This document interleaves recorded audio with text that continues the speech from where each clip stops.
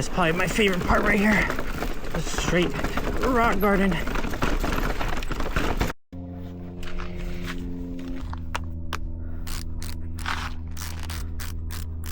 Hey, what's going on YouTube?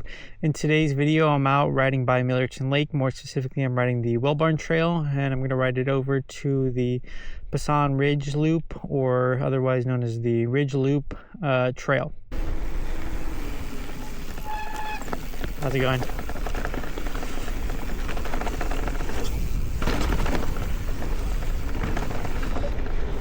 So it's been some time before I've ridden this trail. I don't even remember the last time I rode it. It might have been like a year ago. This is another good local classic that I like hitting, mainly because it's pretty close to my house, kind of like Sky Harbor, but this one is a little bit closer.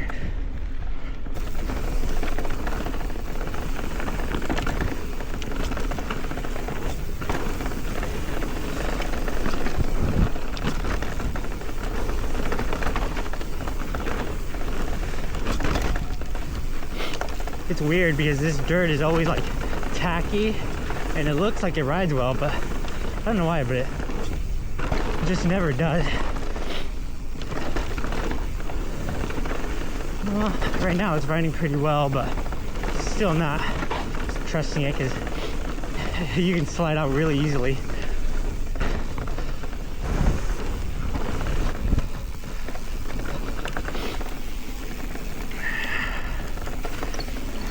Oh, thank you guys. Sorry guys. No, you're all good.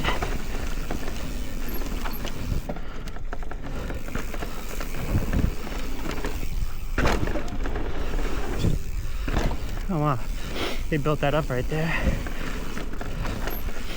So that was a quick little bit of downhill that you get on the Wellbarn Trail, but it's pretty short-lived. It's maybe like a minute or two max.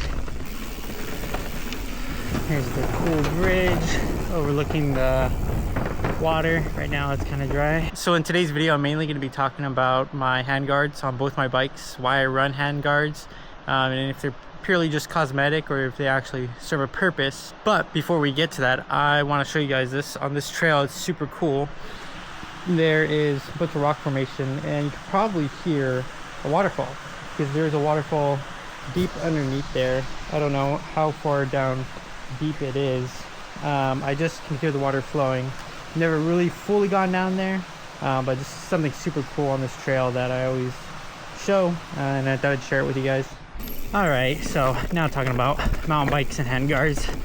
So the first set of handguards I purchased were for this bike right here, the e-bike that I'm riding, and the main purpose I purchased them was because I was moving to LA and I was going to be riding in the Aliso area a lot, which when I would visit would have a lot of shrubs, and I knew that there was a lot of vegetation that would get caught in my handguards or my handlebars, so I wanted to eliminate that. So at the time I saw another mountain biker have these guards, and then I found out that you could customize them. So I thought, oh cool, like I'll definitely get a set, mainly because it's a cool way to just add some color to your bike or just add extra accessories.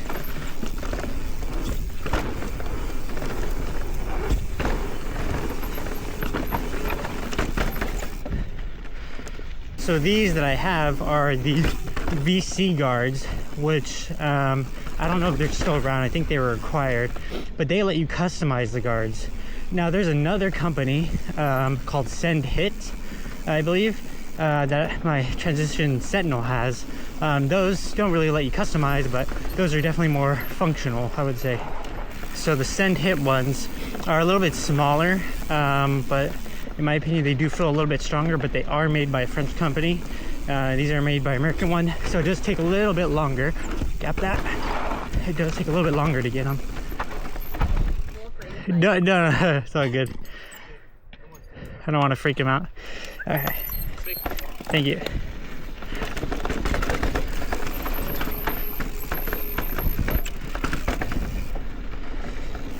Oops, hold on, let me concentrate on this part right here.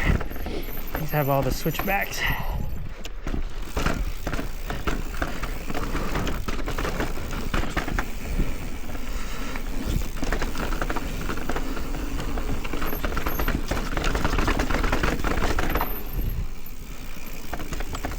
Thank you. So of course, I did like them at first for cosmetic and somewhat functionality. But you know, I think with the SendHIT, I think those look good, even though you're not allowed to really change the cosmetics of them. So in terms of build quality, I would say that they're actually pretty good. Right here, you just have a single clamp. And this is aluminum, I think, or some type of metal. I want to say aluminum just for the weight.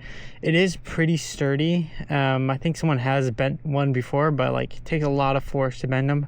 The plastic guards themselves are pretty sturdy as well. I'm not sure what type of plastic they use, but there's been times where like they can fold over pretty hard and they'll still be okay. Also, in terms of the graphics do hold up pretty well. Of course, this is like for me owning it pretty much for like a whole year, beating it up, several crashes, and like absolutely like bending the hell out of them in like some other crashes, which I'll play some clips here. Oh my gosh.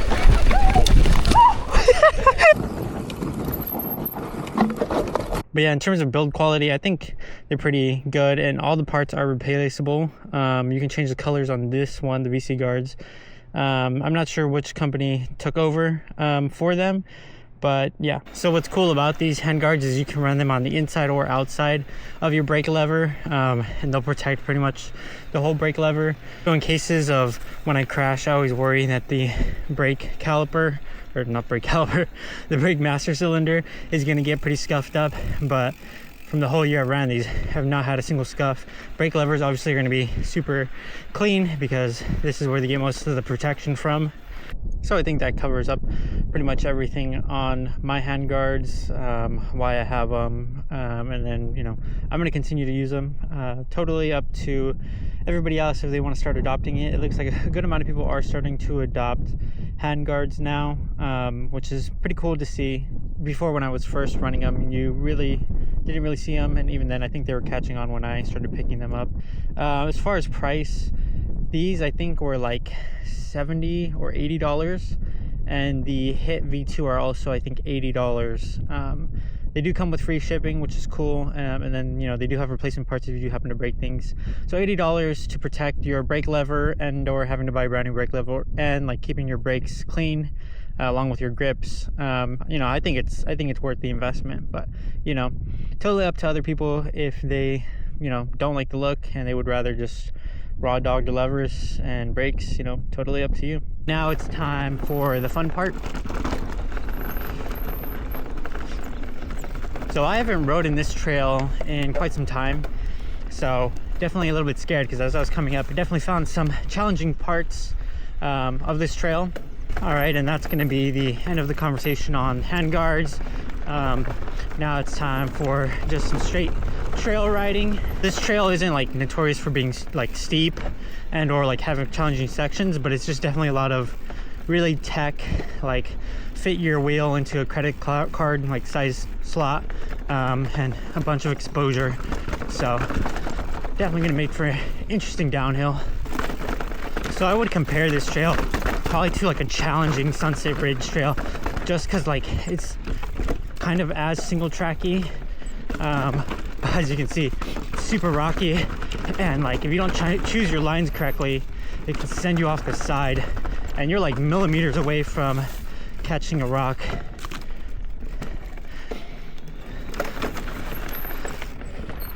So your focus really has to be on game, I would say. Oh yeah. Whew.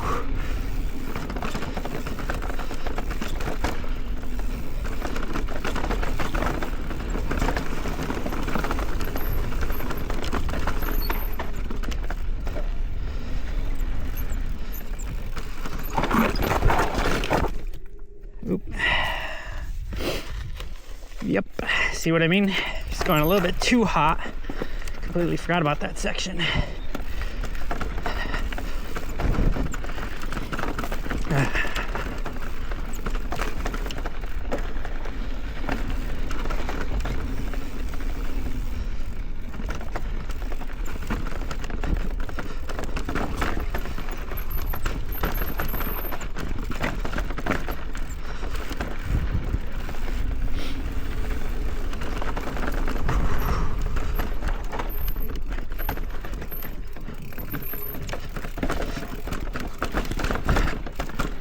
Oh yeah, I'm definitely trying to now go a little bit slower after that incident.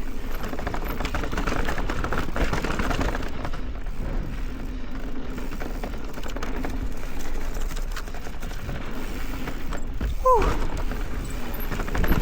Oh yeah, I did forget how fun this trail is though. Wow. Although you do have to be very careful. It's so rewarding when you do manage to just slide through things.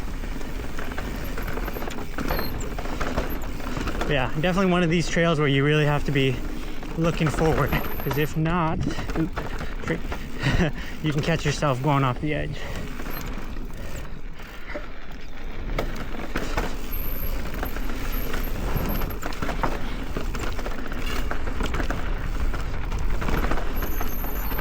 I think here comes that corner. Let's see. All right, going good. There we go. A little slow, but we'll work on that over time. Oh, here comes this part. When I first rode this trail a long time ago, I actually went over the edge right there.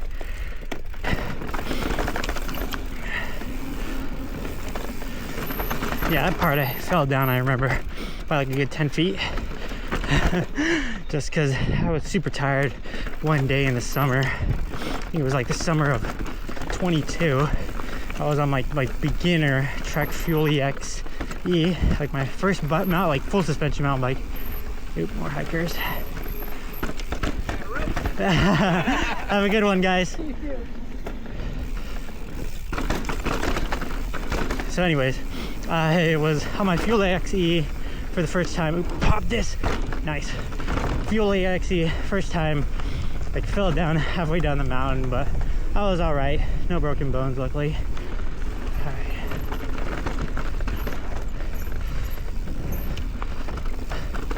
This dirt is not really to be trusted, I would say. It's kind of like dusty and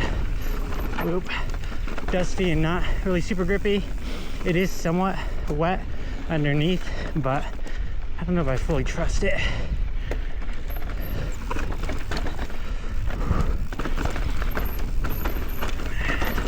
I more or less trust the rock. I think over here it's gonna be a pretty sketchy section where I do have to take it pretty slow. Oh yeah, it's coming up. All right, let's see. We're gonna have to go really outside. Ooh. Whew, there's the edge. So you have to go really outside right there. Got a little bit scared. My wheel fell right in there. Oh, it's okay. Maybe next time.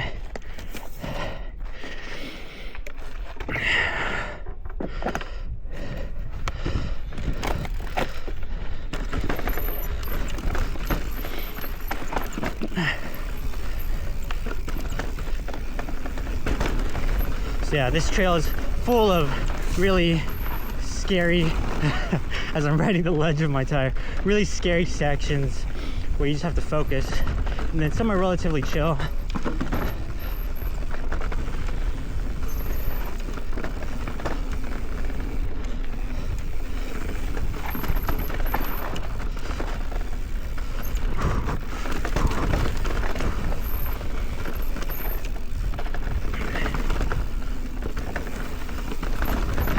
Oh yeah.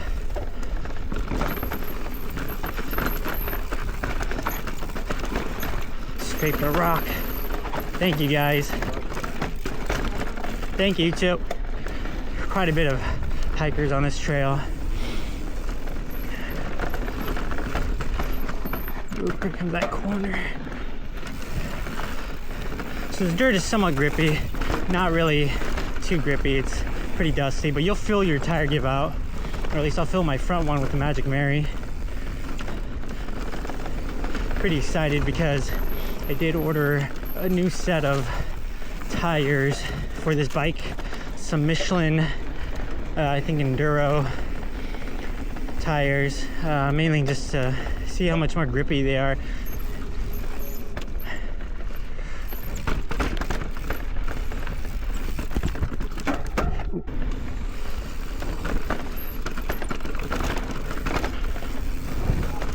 So this trail is decently long. I would say it's about like 6 minutes down. Oops, dropped the hat, it looks like.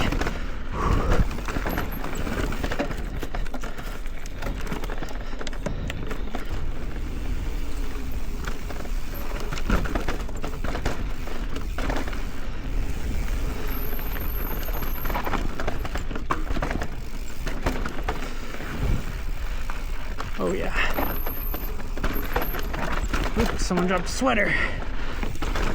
Hopefully they'll pick it up when they go down that way.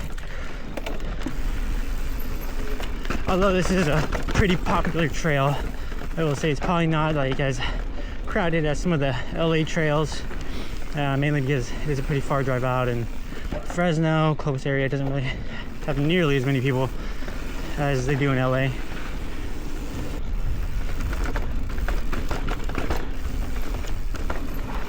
Oof, those corners, they're flat and they get me every single time. Oh yeah, that's probably my favorite part right here. Just straight rock garden. Ooh.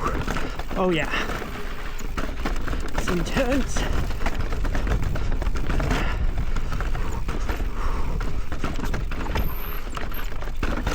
Oh yeah. Oh, the rock rolls over here.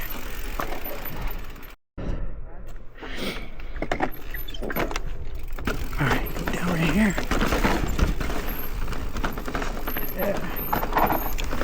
There we go.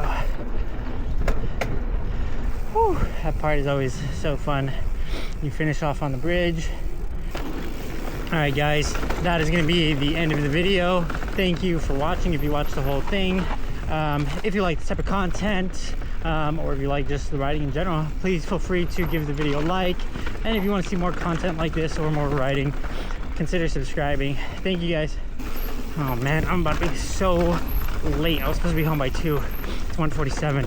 I still have a good amount of trail to go to. Just gonna rip through this.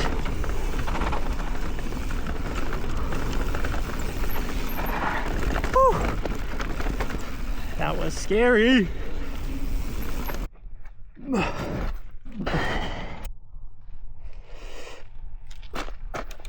We made it back to the car at 2:13.